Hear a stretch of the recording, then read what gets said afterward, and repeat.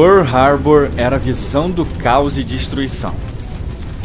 O dia 7 de dezembro de 1941 feriu brutalmente o coração americano.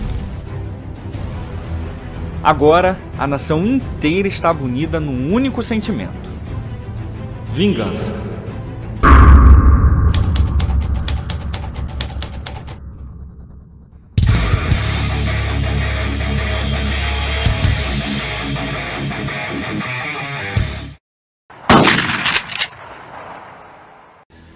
O ataque causou uma revolução na guerra. Estados Unidos, China, Reino Unido e Austrália declaram guerra ao Japão. Logo agora? Ih, é Roosevelt. Fala, Veltinho. Por que eu não fui dar meu apoio? É porque eu ando meio ocupado aqui tentando não morrer. A Rússia, que já tinha problemas demais com a Alemanha, resolve deixar o Japão quieto e ficar neutra.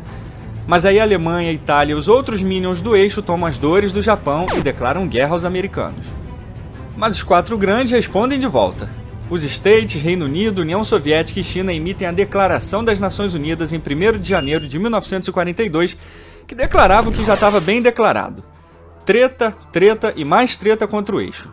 Mas a Europa Central e a Rússia continuavam sendo esmagados pela ofensiva alemã.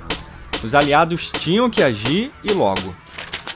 Depois do sucesso de Pearl Harbor, os japoneses estavam se achando super-heróis. Com licença. É porque aqui super-herói é Super Saiyajin.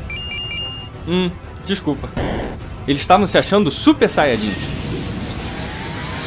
Agora eles queriam destruir os americanos nas ilhas Midway, no Pacífico Norte. E eles mobilizaram uma força impressionante. 4 porta-aviões, 2 encouraçados, 3 cruzadores, 248 aviões e uma super-arma japonesa. Ataque surpresa. Mas a inteligência americana intercepta várias mensagens japonesas citando o ataque a um tal de ponto AF. Só que eles não sabiam onde era esse lugar, então eles criam um plano genial. Eles espalham uma mensagem falsa dizendo: temos pouca água na ilha de Midway. Vamos pegar esses babacas.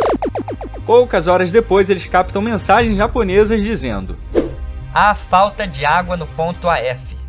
Vamos pegar esses babacas. Pronto, os japoneses mordem a isca e agora os americanos estavam prontos e carregados para a batalha. E é esse cara aqui, Almirante Ray Spruance, o mensageiro do caos japonês. Ele e seus soldados dizimam a marinha imperial japonesa numa das mais importantes batalhas navais de todos os tempos. O Império Japonês é o primeiro a sangrar com a ofensiva aliada. Mas quem já estava com hemorragia era a União Soviética. Os alemães não paravam de massacrar os caras na frente oriental. Mas a situação começou a mudar a partir de julho de 1942. 7 meses de luta. 2 milhões de soldados entraram no conflito e cerca de 1,5 milhão perderam suas vidas.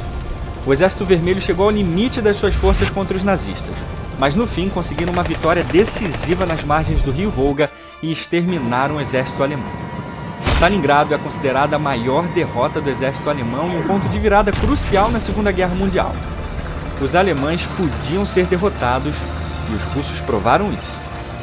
Com Stalingrado e Midway, a frente oriental estava neutralizada, mas a Europa ainda estava fechada e já estava na hora dos aliados começarem a abri-la. E a reconquista começa aqui, Itália.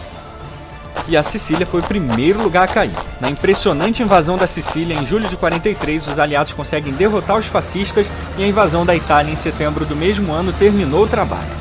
Era game over para Mussolini, game over para a Itália. Pelo menos os aliados achavam que era, porque em setembro de 43 os nazistas conseguem um negócio inacreditável, jovens. Os caras caem de paraquedas e resgatam Mussolini. Aí o verme fascista cria a República Social Italiana e volta a fazer merda de novo no mundo.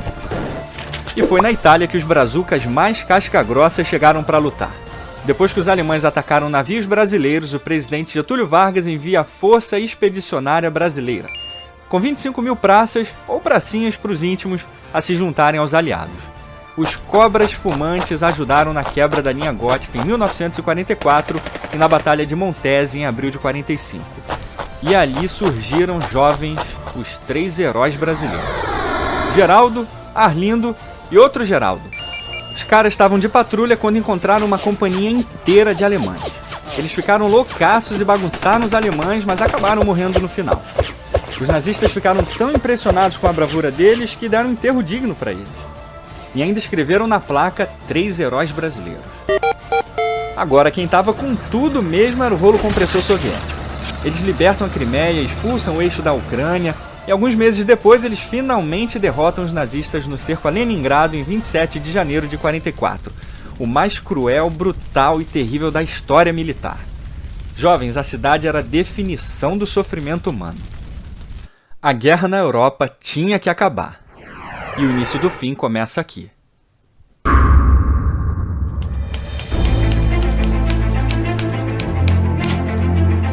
Os aliados fazem um ataque decisivo para recuperar a Europa. Eles invadem a Normandia com mais de 1.300.000 soldados comandados por essa lenda aqui, Dwight Eisenhower. Essa batalha foi uma grande inspiração para a resistência francesa e de lá começa uma série de ofensivas para resgatar o país. A França Livre, liderada pelo grande general francês Charles de Gaulle, aproveita a oportunidade e pega Paris de volta. Depois de 4 longos anos, a França finalmente estava livre dos nazistas.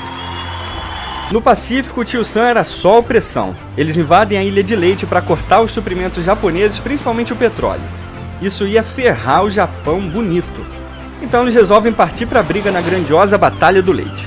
Mas era impossível resistir à força americana.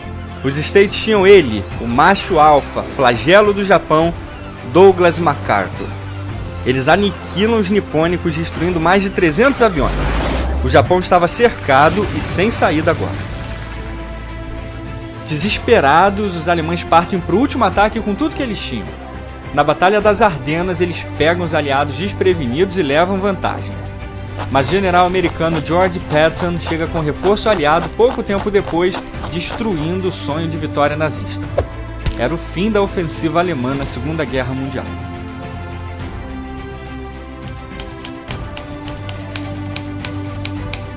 Soviéticos e poloneses invadem Berlim com quase 3 milhões de homens e matam quase 400.000 alemães.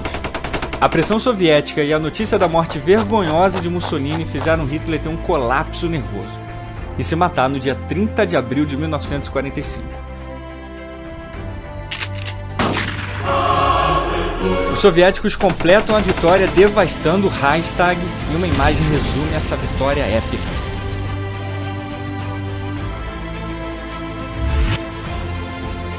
Quase morri pra tirar essa foto e ainda tem gente que vai dizer que é fake.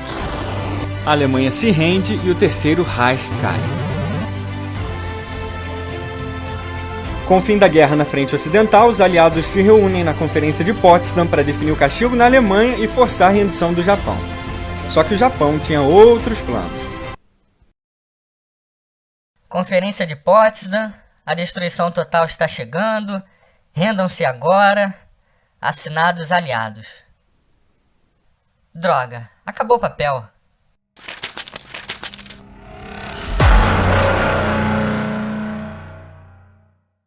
Os japoneses ignoram totalmente os termos do tratado e a guerra continua.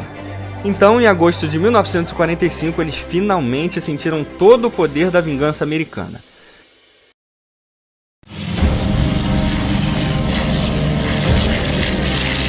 As cidades de Hiroshima e Nagasaki foram totalmente destruídas pela mais poderosa arma da história da humanidade, a bomba atômica. Mais de 200.000 japoneses, a maioria civis, são exterminados nesse ataque. Os japoneses se rendem no mesmo mês e em 2 de setembro de 1945, a Segunda Guerra Mundial chega ao fim. O maior conflito da história da humanidade deixa uma verdade e um legado incontestável para todas as gerações que o planeta ainda puder abrigar. Não importa quem vence uma guerra, a humanidade sempre perderá.